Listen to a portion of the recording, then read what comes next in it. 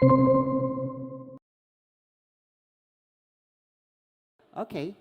Uh, Hello, everyone. This is Mingxuan. I'm Mingxuan Sun. This is a co-worker from the ISO. We are from TikTok. Today, I'm going to present our recent research and innovation of applying privacy-enhancing technologies for safeguarding sensitive data at scale. We will start with some background of the typical architecture of large-scale systems and why protecting sensitive data at this scale is not an easy task, especially at large scale. Then I will give a brief introduction of what is a privacy-enhancing technology and how it can help with us solving this problem. After that, I will give a high-level design architecture of the innovation and the solution. And you will see some of the details of how we propose of this proposal. So yeah, before get started, let me introduce myself. I'm Mingxuan. I'm based in San Jose, United States. I'm leading the research and innovation of privacy-enhancing technologies and the general adoption of PET at TikTok.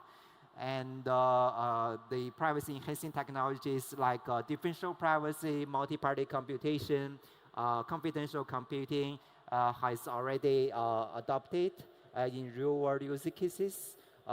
In addition, we also participate in the community activities to share our experiences in applying privacy-enhancing technologies. So we can help accelerate the wider adoption for the whole community of privacy-enhancing technologies. Okay, with further ado, let me get started from some of the background. So in software engineering, microservice architecture is architectural pattern that organizes application into a collection of loosely coupled fine-grained services that they communicate with lightweight, like RBC calls, protocols. And this kind of pattern is characterized by the ability of development, deployment.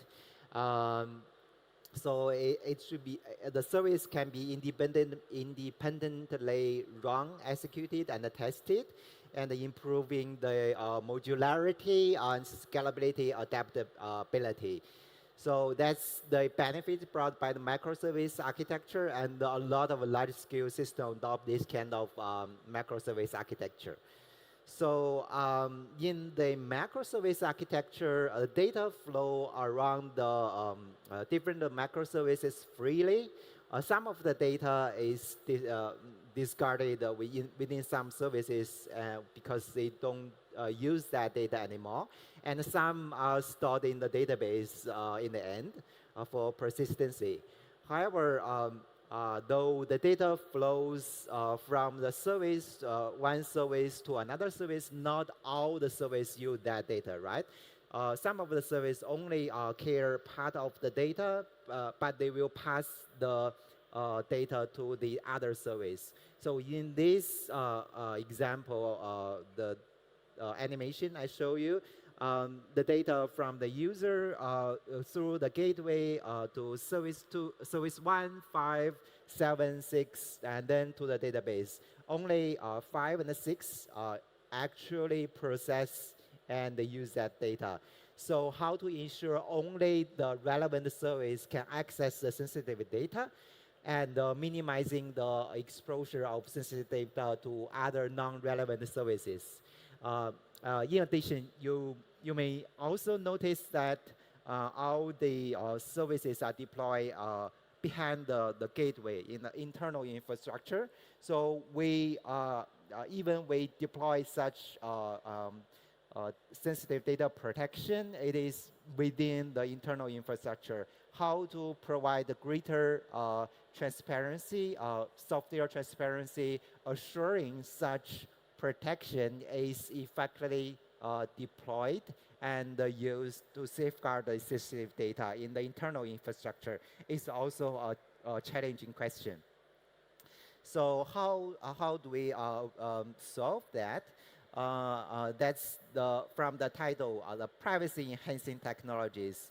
Privacy enhancing technology is a collection, a set of techniques. It is designed to protect sensitive data while enabling data analysis, sharing, and collaborations. So PET can help reduce the risk to individuals' data while enabling further analysis of that data without the data controller sharing it or processing or having it. The aim of privacy enhancing technologies is to minimize exposure of sensitive data in the large-scale microservice architecture while enabling some of the service to access and process that data. So here, this PET is a short list of the PET. Not all listed here. Synthetic data generation, for example, differential privacy is also kind of data anonymization technology, and applied crypto, like secure multi-computation, allows you to do multiple-party computation without sharing the data to the other party. You are not trusted, and some of the very easy solution like anonymization, pseudonymization is already widely adopted in an industry. And the last one, which is the important technology we are using for this solution, is confidential computing, or you may heard the other underlying technology, they call it trust execution environment. This is a new technology coming after the cloud computing, which is a hardware-based technology to provide isolated environment so that a higher privileged administrator, SRE, cannot access the guest workload, guest VMs, for example. So this is one of the technology we are using. Let me introduce this technology further. So the trust execution environment or confidential computing here can help you to enhance data privacy and provide verifiable transparency, or further verifiable software transparency. So trusted computing or confidential computing, this is a data security solution to protect the data while in use or while in process. This is possible by chip vendors like CPU providers, GPU providers. Recently, technology name you may heard: Intel, SGX, TDX, AMD, SEB, SMP, and ARM TrustZone and confidential computing architecture, and NVIDIA. Confidential computing as well. So these are already enabled in the latest chip vendors, and it allows that the computation in the trust execution environment in the isolated and remotely attested environment. So this secure enclave prevent unauthorized access or modifications from the we call it the privileged user or privileged administrators. So to protect the integrity and the confidentiality of the code and the data in the trust execution environment. Besides that, I mentioned about the remote attestation. So this security property provided by trust execution environment include confidentiality integrity for the remote user. For example, here the data owner, how do they know my data is isolated by trust execution environment? So this attestation report or remote attestation report is a kind of artifact signed by chip vendors, proving that the code and the data is actually deployed and used in the trust execution environment, protected by the hardware. So that's the guarantee provided by the confidential computing. So protecting sensitive data or data in use is a typical use case of confidential computing. But adopting this technology at large scale still a challenging task. There are numerous real world challenges you can imagine. At least three. One, at least here. First of all, flexible microservice architecture gives you the flexibility of deploying, updating, managing the microservices, but also introducing the difficulties of governing how the microservice can access the data. And secondly, the fine-grained purpose limitation. So similar with the first one, we want to control what services can see which data by what purpose. So how to do a fine-grained purpose limitation is a challenging task. The third one is more like transparency or verifiable privacy. So even we solve the first two problems, we deploy confidential computing at large scale in the microservice setup, and we provide a fine-grained purpose limitation on the sensitive data access. How can we provide a verifiable proof to saying that, okay, these protection measures has already deployed in the backend internal infrastructure.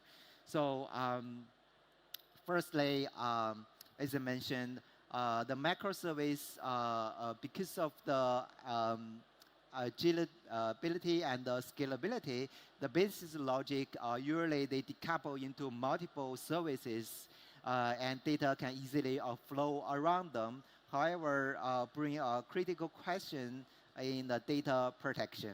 How to safeguard the data, sensitive data while maintaining the benefits of the microservice. And secondly, purpose limitation is a key requirement of the data privacy to ensure the only authorized logics can access a certain type of the data. So which restrict the usage of the data for specific purpose.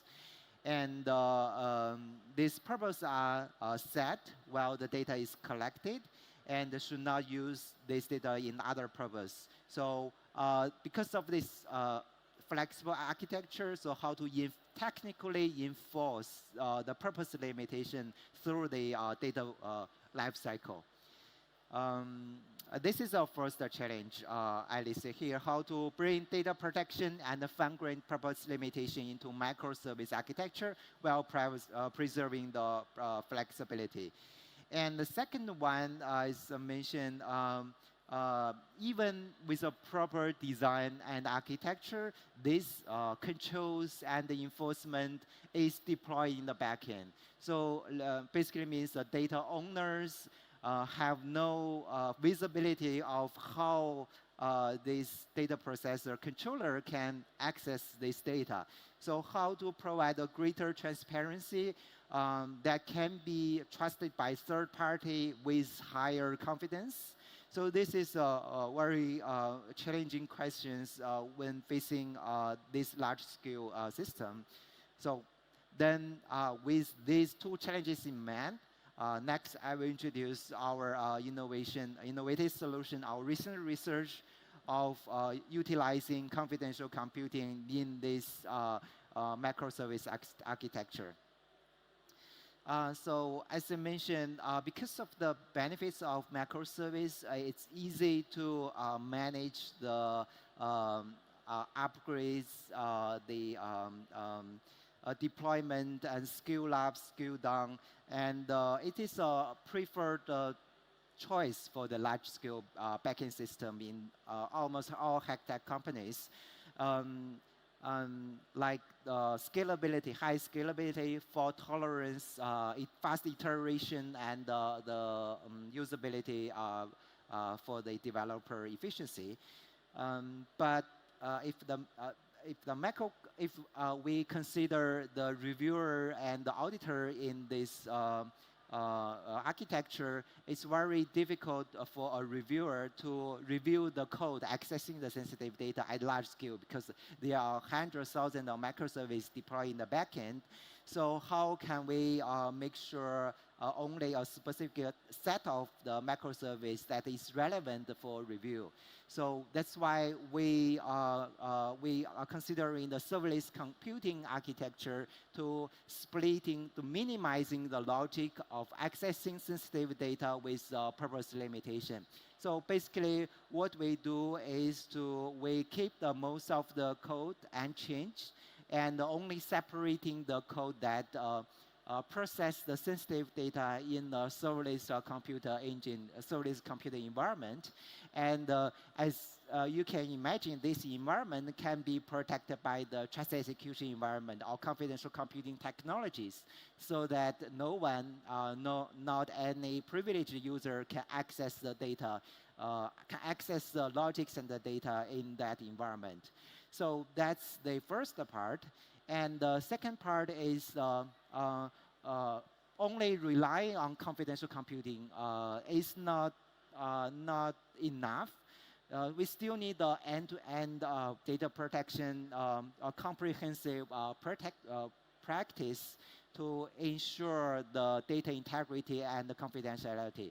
Because the data will be flow from the user end to the different microservice and eventually in the database, right? So we also leverage the pseudonymization mechanism provided by privacy enhancing technologies to ensure that the non-relevant services can only see the pseudonymized data that is not relevant for that service. It's not sensitive data, but only the a small subset of the serverless logics can see that data and in the trust execution environment.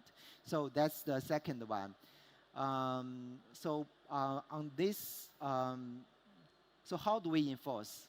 So these all technologies we can implement and deploy in the backend, but how can we show the proof or evidence to the reviewer or auditors? This all complex processing logic is already deployed. So that's why we also leverage the remote attestation mechanism to give out a hardware attested report showing that this architecture is actually deployed, and also it can proving that this 1, 2, 3 microservice can access this ABC type of data. So this establishes clear enforcement and control of the purpose limitation. So meaning that we can control what microservices can access which data in a verifiable way. So that's the second part. So so that's come to the third question. So we have the confidential computing and trust execution environment. So we know that because higher privileged administrator cannot access the data in use. So that basically means for the computing environment, we even can delegate this environment to the third-party management and the third-party verification. Because of the identity of the code and the workload in the hardware execution environment can be remotely attested without directly accessing the server. So that means this is like trustworthy architecture. We can delegate this environment to third party, or we can deploy this architecture in our own infrastructure. In this diagram, you may see a different part in the right-hand side, which is two key services which we think is very important for third-party management or co-management. That is, the first one is KMS. The second one is remote attestation services. This is very key. These are very key services for two things. First, KMS manages the keys to encrypt and decrypt the sensitive data for the service. It enforces it encrypt the data at rest and also ensure that only the compute node can see that data. And the second thing is attestation service. Attestation service is almost like an identity service or IAM. So the difference between traditional IAM is it's based on the hardware attestation report, meaning the attestation service will only grant permission to the workload that has a valid or legitimate attestation report proving the identity of the code. That means as you can imagine, in the attestation service, we can have a list of the policy saying only 1, 2, 3 workload can be used ABC keys. So this kind of policies is much better than the traditional IAM because it has a third-party endorsed hardware proof, hardware attestation report to make sure this kind of guarantee is in place. So that's the overall architecture. So let me summarize. So combined with serverless computing and end-to-end data protection and this third-party verification and management, this architecture can preserve the flexibility of the microservice provided for the large-scale system and also ensure the sensitive data access and the purpose limitation. So it is a lightweight solution, and because of the trust execution environment, so it can provide better verifiable transparency properties so that the third party can easily verify the code deployed in the backend is exactly the code that has been reviewed. So let's come to my last slides. The takeaways of today's talk is we talk about some of the background of the benefits provided by microservice architecture and the problem, the issue, the challenges, data privacy challenges brought by this architecture.